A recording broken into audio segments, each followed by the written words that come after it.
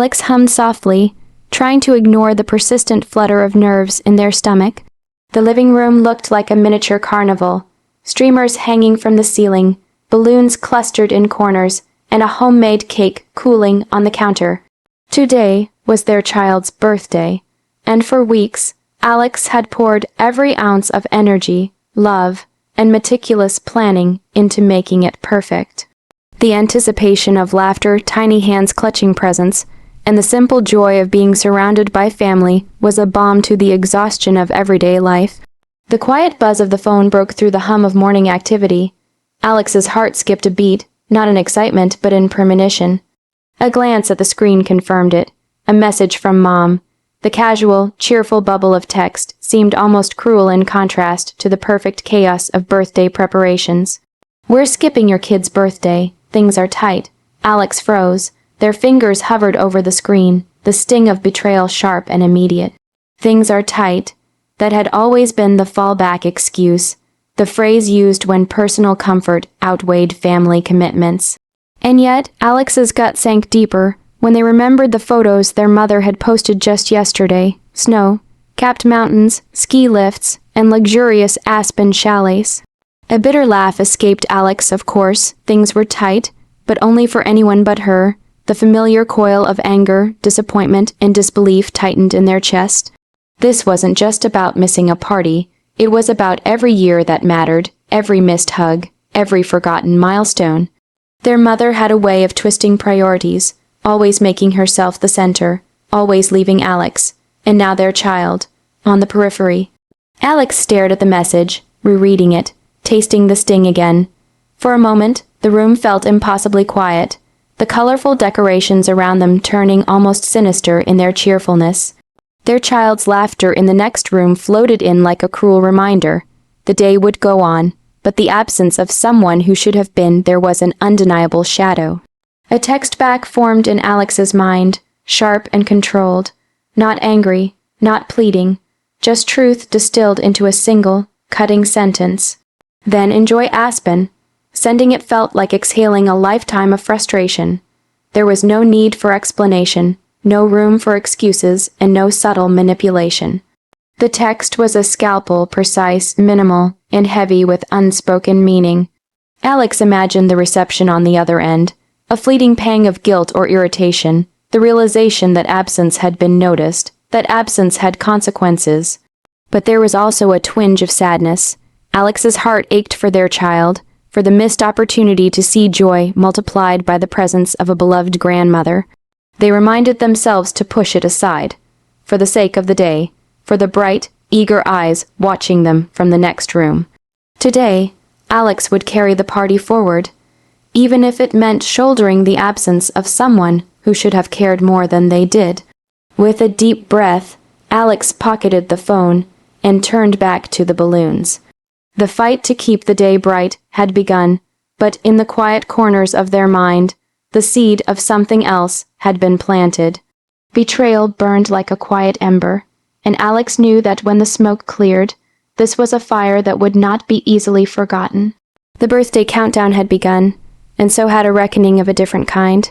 The morning of the birthday dawned bright and clear, almost mocking in its cheerfulness. Sunlight streamed through the windows, illuminating the meticulously arranged decorations and the carefully wrapped presents that lined the living room. Alex moved mechanically, adjusting a balloon here, straightening a banner there, forcing a smile that didn't quite reach their eyes. Their child, unaware of the storm brewing in the background, bounced around with uncontainable excitement. "Mom, Dad, come see, look at this," they exclaimed, pointing to the rainbow of balloons floating near the ceiling.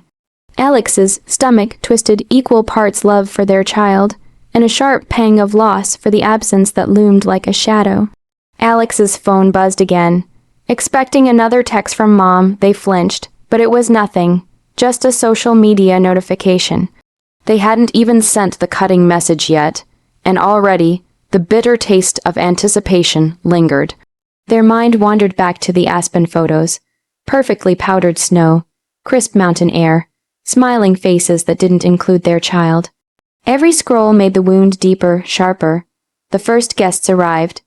Alex greeted them with forced cheerfulness, hiding the knot in their throat behind laughter and polite conversation. Friends complimented the decorations, admired the cake, and cooed over the thoughtful gifts, and yet every "where's your mom?" or "is your mom coming?" was like a pinprick to a raw nerve. Alex smiled, nodded, and muttered vague explanations, but inside, resentment coiled tighter with every question. Memories began to creep in uninvited, past birthdays where Mom had promised she'd come, only to cancel at the last minute.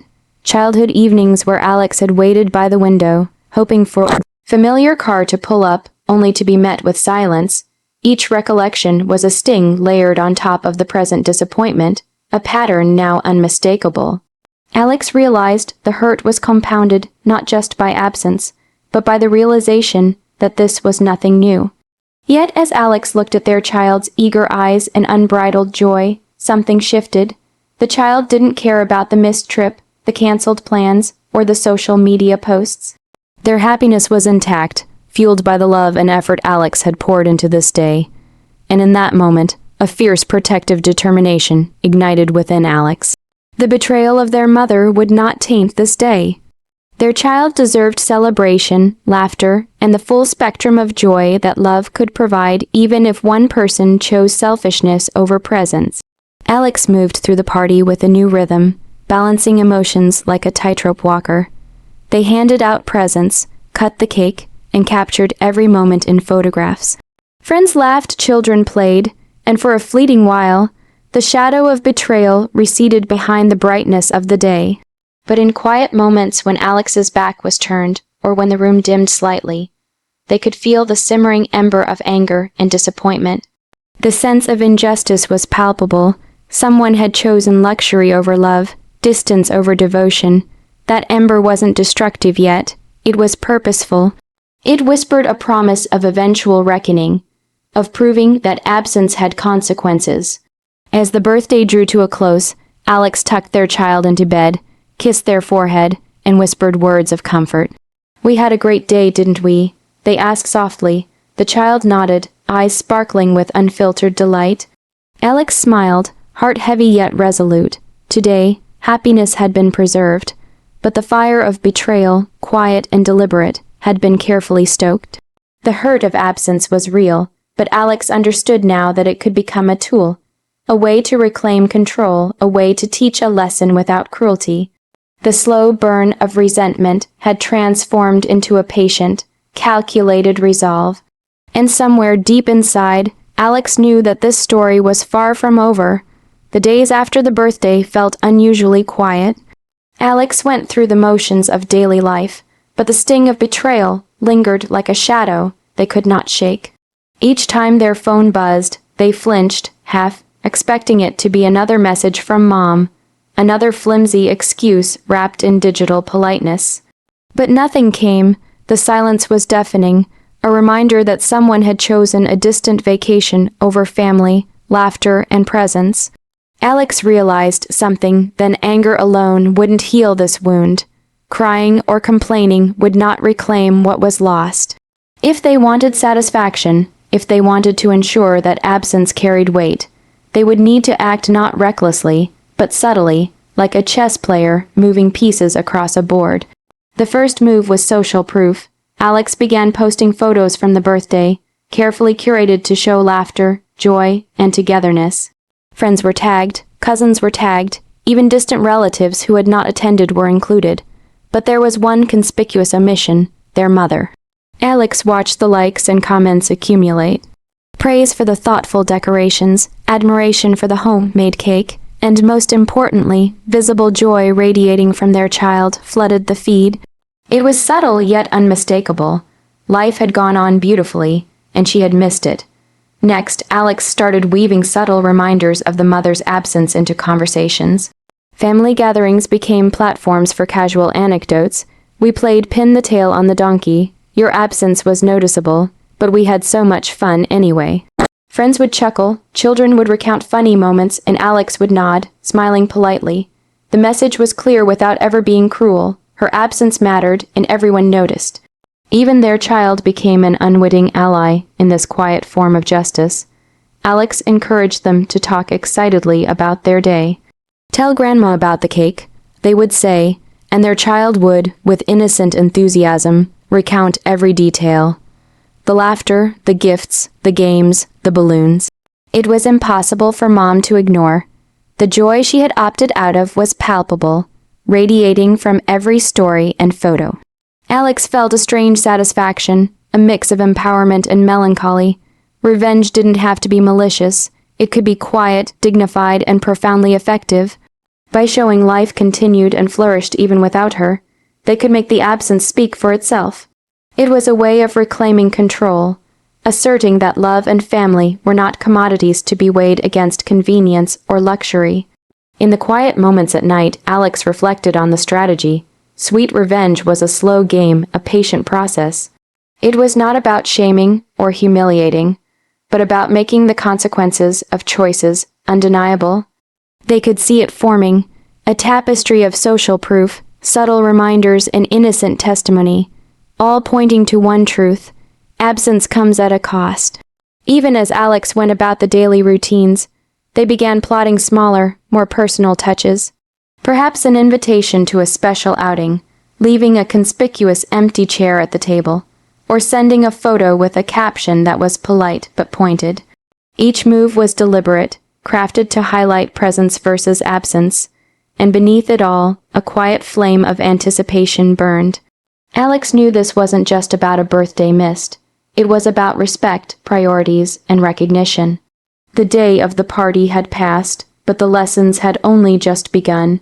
Each post, each story, each smile shared was a step toward vindication, a demonstration that love and joy could not be postponed, borrowed, or skipped. By the end of the week, Alex felt a peculiar peace. The ember of anger had transformed into a strategic force, one that could convey disappointment, assert dignity, and demand acknowledgement, all without raising a hand in anger. Sweet revenge, they realized, wasn't bitter. It was precise, deliberate, and impossibly satisfying. Weeks had passed since the birthday. The vibrant decorations, balloons, and laughter were now memories, captured in photos and videos carefully shared with friends and family. Alex moved through the days with a sense of calm control, a quiet satisfaction settling over them. The slow, deliberate work of sweet revenge had been woven into everyday life, subtle yet undeniable. Then one afternoon the phone rang. The name on the screen was familiar, yet each call now carried a tinge of tension: their mother. Alex paused, hand hovering over the receiver. There was a part of them that wanted to ignore it entirely, to let the absence speak for itself.